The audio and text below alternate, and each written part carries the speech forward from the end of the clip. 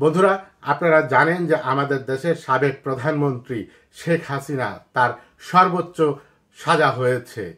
পৃথিবীর অনেক দেশেই এরকম রাষ্ট্রপ্রধানদের সর্বোচ্চ সাজা হয়েছে, অনেকের কার্যকরও হয়েছে। আমাদের এই উপমহাদেশে অন্তত 3 জন রাষ্ট্রপ্রধানের এরকম সর্বোচ্চ সাজা হয়েছে, তার মধ্যে একজনের সাজা কার্যকরও হয়েছে। তিনি কে? এই উপমহাদেশের একজন রাষ্ট্রপ্রধানের সাজা কার্যকর যার হয়েছে তিনি কে? আপনি কি জানেন সেটা? না জানলে দেখতে থাকুন এই ভিডিওটি।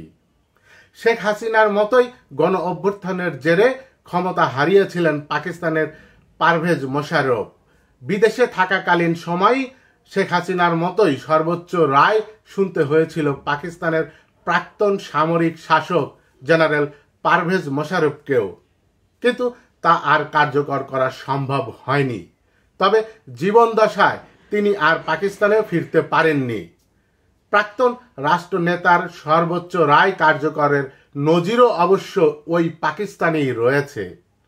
প্রাক্তন প্রধানমন্ত্রী তথা পাকিস্তান পিপলস পার্টির প্রতিষ্ঠাতা প্রধান জুলফিকার আলী ভুট্টো 1977 সালের জুলাই মাসে তৎকালীন পাক সেনাপ্রধান জেনারেল জিয়াউল হক গণ অভ্যুত্থানের মাধ্যমে ক্ষমতাচ্যুত করেছিলেন এই ভুট্টোকে।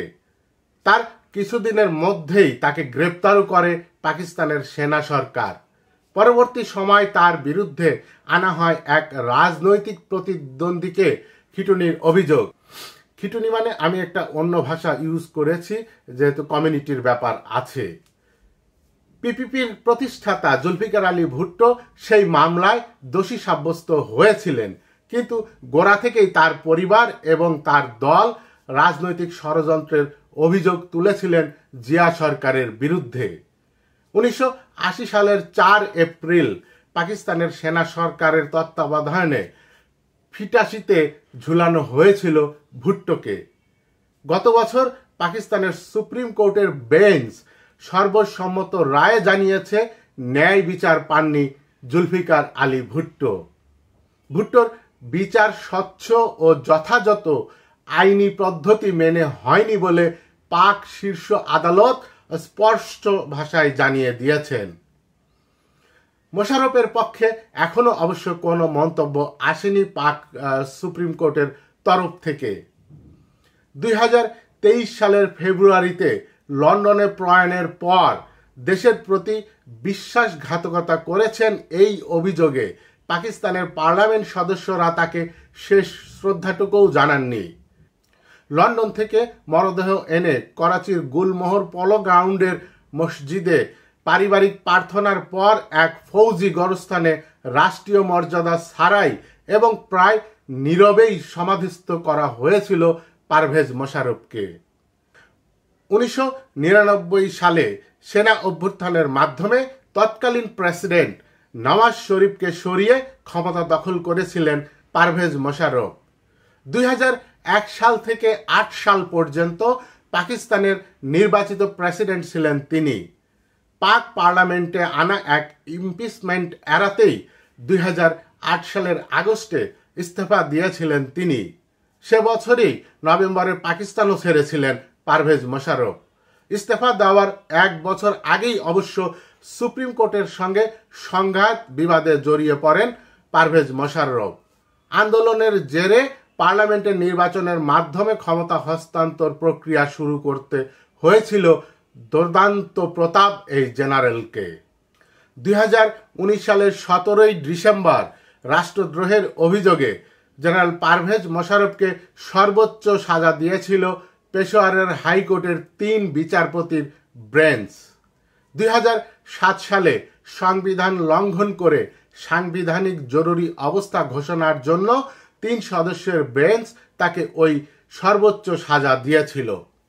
2014 সালে মোশাররফের বিরুদ্ধে রাষ্ট্রদ্রোহের অভিযোগ গঠিত চার্জের ভিত্তিতে দেওয়া 167 পৃষ্ঠার সেই রায়ে উল্লেখ করা হয়েছিল সর্বোচ্চ রায় হওয়ার আগে যদি পারভেজ মোশাররফের জীবন অবসান হয় তাহলে তার দেহ ইসলামাবাদের ডি চেকে নিয়ে আসতে হবে।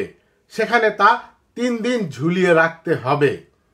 এই হচ্ছে পাকিস্তানি জাতি, মানে একজন মানুষ মারা গেলেও তার মৃতদেহ 3 দিন ঝুলিয়ে রাখতে হবে, এমনই রায় দিয়েছিল পাকিস্তানের সেই আদালত।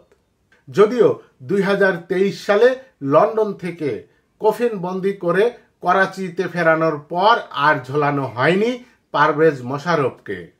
প্রসঙ্গত, আদালতের সর্বোচ্চ রায় সাজা না হলেও 1975 সালের এই নভেম্বর মাসেই বাংলাদেশের রাজধানী ঢাকার জেলবন্দি প্রাক্তন কার্যনির্বাহী রাষ্ট্রপতি সৈয়দ নজরুল ইসলাম, প্রাক্তন প্রধানমন্ত্রী তাজউদ্দিন আহমেদ সহ আওয়ামী লীগের 4 নেতাকে কি করা হয়েছিল তা আপনারা জানেন।